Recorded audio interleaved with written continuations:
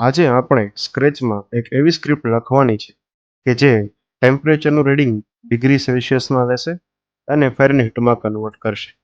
આ 17th experiment જે છે એ આપણે આજે સ્ક્રેચમાં પરફોર્મ કરીશું.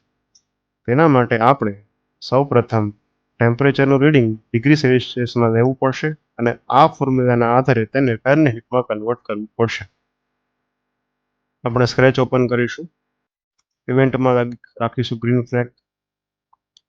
હવે આપણે યુઝર પાસેથી ડિગ્રી સેલ્સિયસમાં ઇનપુટ લેવાનું છે. તેના માટે આપણે બે વેરિયેબલ બનાવીશું. પહેલા વેરિયેબલને સી નામ આપીશું, બીજાને વેરિયેબલને એફ નામ આપીશું. હવે શરૂઆતમાં આપણે બંનેને 0 પર સેટ કરી દઈએ.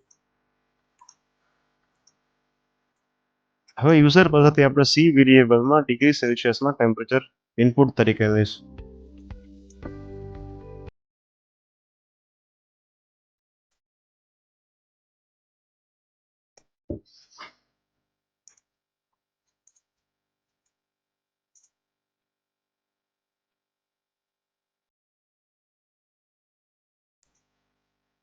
જે આન્સર આવશે એ આન્સર નામના વેરિયેબલમાં સેવ થશે.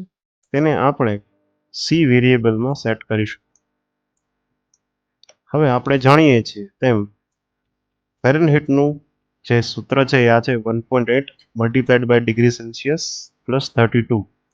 સો અહીંયા આપણે સેટ F2 પહેલા મલ્ટીપ્લિકેશન કરવાનું છે. સો અહીંયા મલ્ટીપ્લિકેશન બ્લોક લઈશું, તેમાં લખીશું 1.8 multiplied by C variable plus જે અહીંયા 32 છે તો અહીંયા પ્લસ વાળો બ્લોક લઈશું, તેમાં ફર્સ્ટ સ્લોટમાં મૂકીને અહીંયા 32 રાખીશું, અહીંયા પુટ કરી દઈશું. હવે આપણને આના પરથી એફ વેરિયેબલમાં ફેરનહીટમાં ટેમ્પરેચર મળી જશે. સો હવે તે આપણે ડિસ્પ્લે કરાવવું છે. સો સેવ બ્લોક લઈશું. અહીંયા આપણે જોઈન બ્લોક યુઝ કરીશું. જોઈન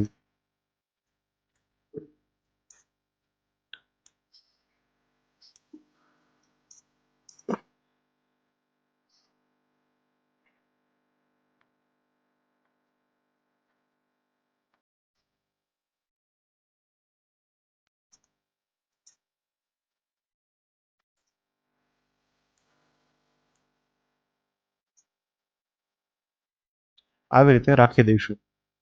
એકવાર આ પ્રોગ્રામ રન કરીને જોઈએ. ફોર એક્ઝામ્પલ 18 ડિગ્રી ઇન્સર્ટ કરું છું. સો ટેમ્પરેચર ઇન ફેરનહીટ ઇઝ 64.4. સો આ રીતે આપણે કોઈ પણ ટેમ્પરેચર જે ડિગ્રી સેલ્સિયસમાં એન્ટર કરીએ તેને ડિગ્રી ફેરનહીટમાં સ્ક્રેચની મદદથી કન્વર્ટ કરી શકીએ.